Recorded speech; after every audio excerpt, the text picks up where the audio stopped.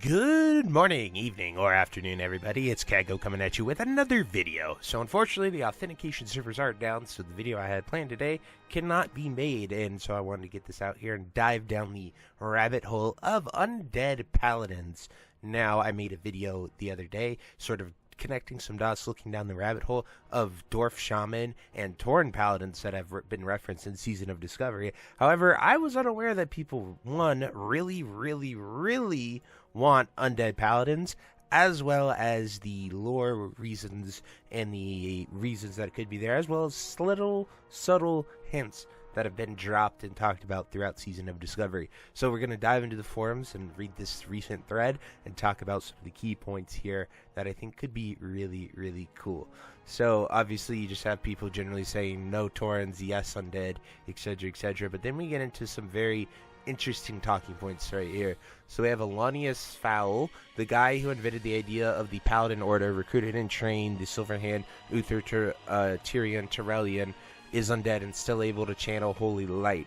So this guy that they're talking about, he isn't a paladin, he is a priest, and he is in the priest order hall in Legion and onward. That is the Netherlight temple here, but really cool to see that character be mentioned and someone undead. But we already have undead priests, so I'm not sure how like Evan, it's like you're telling me the dude who trained Uther, Tyrion, and Tyrellian couldn't be a paladin if he wanted to. Interesting point, but once again, he's pretty much an undead priest from everything we see. Another great example, Sir Zeliek is a paladin in life, so strong in his faith that even in undeath, the power of the light still heeds his call, smiting his foes in battle. So definitely an instance of an undead paladin. Once again, though, smite is a priest spell. Obviously, that's the Four Horsemen. Zeliek, he's like hates being undead. He does not want to be a Four Horseman, and he like apologizes as he's smiting you. So very interesting there as well. Looks like a paladin in every way except for he casts smite. So Tauren Paladin has received 0 lore since phase 1. Undead Paladin has been building since phase 2. They likely pivoted in direction. So Undead Paladin would be really cool in SOD because it would be the first instance of a class and a spec that is different from the normal game. You don't even have Undead Paladins in retail, so if they were working on it in secret and they're dropping it for phase 8, it would be an absolute banger, and I think a ton of people would play a Forsaken Paladin. However, Dwarf Shaman obviously is the Cata one that comes in, and then Tauren Paladins are also Cataclysm, so it's already coded in the game, and they tend to go with things that are already there and available from an asset standpoint, because if they did Forsaken Paladin, they would have to code every single spell, every single everything, and I don't know how hard it is to do that. Personally, I'm not a game dev, unfortunately. Now, this guy has a very interesting thing that would be pretty cool. Since Paladin and Shaman are pretty much the hero classes of Classic, especially in SOD, he has the idea of having them start at like level 50 in an instance version of Western Plaguelands and Hinterlands, respectively, and by the time you leave the instance versions, you are level 60 with on par with tier 0.5 in terms of power. Forsaken Paladins are arisen members of the Silver Hand. Pretty sure a bunch were killed by the Scourge and later DK Arthas. They regain their connection to the light via Libram found in Enderhall. Blood Elves proved you don't need a direct connection to wield the light. Dwarf Shamans get their introduction to the Earth Elementals because of their earthen origins. From there, the Earth Element acts as an allusion to the other elements. You know, they don't instant burn, drown, and send to orbit the dwarf. Use the same system they use for incursions to instance off WPL and Hinterlands and spawn in different mobs at level ranges 50 to 60. Progress through a short story of each class. Bingo, bango, super easy. No, it's really that easy. You want me to write up the quest 6 revisit? This is an interesting idea, and it wouldn't be terrible. I just think that the rebuttal here is much better for SOD and people playing. Why not let them level up like normal, teach them class quest skills via trainer, hand out runes, and put in cross-faction versions of the tier 2 class trinkets. Leveling is a part of the fun of a new alt, and it'd be nice to inject some more life into leveling brackets. There are a lot of level up dungeons and raids that exist currently. It'd be a lot of fun to reroll. You pretty much have 10 shamans, 10 paladins, and all of those, which would be really cool. It's just everyone would want those gears, but I mean, I would instantly personally reroll to a paladin and level it and play it, regardless of if it's Tauren or Undead. I think it'd be really fun to experience that in SOD and all the work that they've done with it. And I think a lot of Alliance players towards the end here feel like that they would want that as well. And Phase 8 is truly a new phase. We have done everything in the original classic content, so I think if you're going to add new things that like Paladins and Shamans, probably the biggest new thing you could add to each faction respectively, other than going into TBC and doing Blood Elves and Draenei. I think that it would be really cool to experience that and try the new stuff with it, especially if there is an Ashbringer Legendary quest. If they make that faction exclusive and make it Paladin only instead of Paladin Warrior, it would be very, very depressing to not have Horde Paladins with that.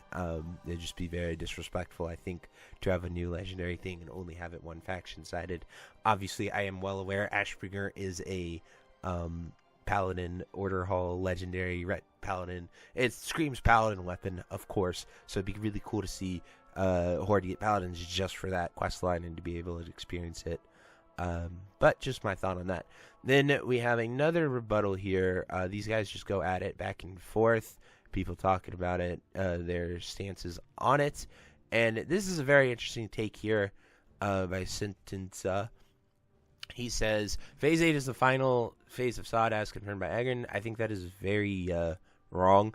He said that they're now making Phase 8 when before they were going to make it like a 7.5 and maybe Scarlet Enclave wasn't going to be raid, but they have gone full Phase 8, developed new stuff, and we saw what Karazhan Crypts looked like. If Scarlet Enclave is anything like that and it is well received and people keep playing, we could see a Phase 9, a Phase 10, and continue to go with it. Well, yes, she hinted that it does have to have an end at some point. They don't know the date, and as we see, they completely shifted and pivoted their team, and they have the ability to do that. We could very well see a Phase 9, so I hate to have someone say Phase 8 is the final phase. We don't know that, and we've been proven time and time again that they are able to change, they are able to adapt, they are able to add new things, and there is a plethora of content that they could experiment with. Caverns of Time is a fully operational zone. It's just not open, and the instance portals are not there from TBC.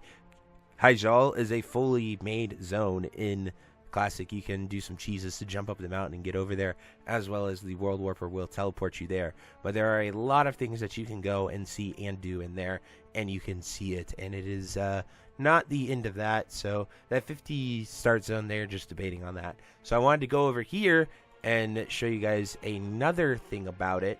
And it says right here, so there's a very interesting version of Gregory that no one's really talked about yet. Probably inside the Scarlet Raid. Data mining stuff ended up being a future phase is common, as well as Archmage Kirador. There's a new version of him as a demon. So this is really cool data denied information. And then Gregory seems to be more of a DK than a Paladin now. However, Gregory is the Death Knight of his own free will. So he was a Paladin, and then he became a Death Knight. So there's some really interesting dialogue here. So we don't know if he's more of a Death Knight or Paladin, but it could be a hint of Death Knights coming, as well as Paladins coming to the Horde. So it could be just, they could go in either way, but I doubt Death Knights will be added into Season of Discovery. However, we never know. This is a really cool article. I'll link it down below if you want to see it and check it out more. But the community is there. The community really does seem to want them, and it is quite interesting that we might see Undead Paladins. It would be really cool, and I'm actually more for that than Tauren Paladins. Tauren Paladins seems more likely because it's already in the game, but a brand new class and spec, obviously Paladin isn't a new class, but getting Paladins on the Horde, as well as a new race that has never been a Paladin before, might bring a lot of people to the game, as well as it is really fun to play that sort of cliche class and spec. But anyway, just wanted to cover the case for Undead Paladins, talk about them here, show you guys a lot of opinions, ideas, things that people are really discussing. I think it's really cool. But anyway, I would love to hear your thoughts. Do you want to see Forsaken Paladins, Undead Paladins, and obviously Dwarf Shamans, or maybe even another class become Shamans? I'm not really sure the best choice there. I think Dwarf definitely is the best choice of the 4 Alliance races that you have in Classic. But anyway, I would love to hear your guys' thoughts and opinions. And until next time, I'll see you later. Have a great day. Bye-bye. Hey you. Yes, you. Are you still there? Well, I appreciate you for taking the time to watch this entire video and making it to the end here. If you enjoyed this video, definitely check out the other videos about World of Warcraft listed in these playlists down below. And thank you again. Have a great day. Bye-bye.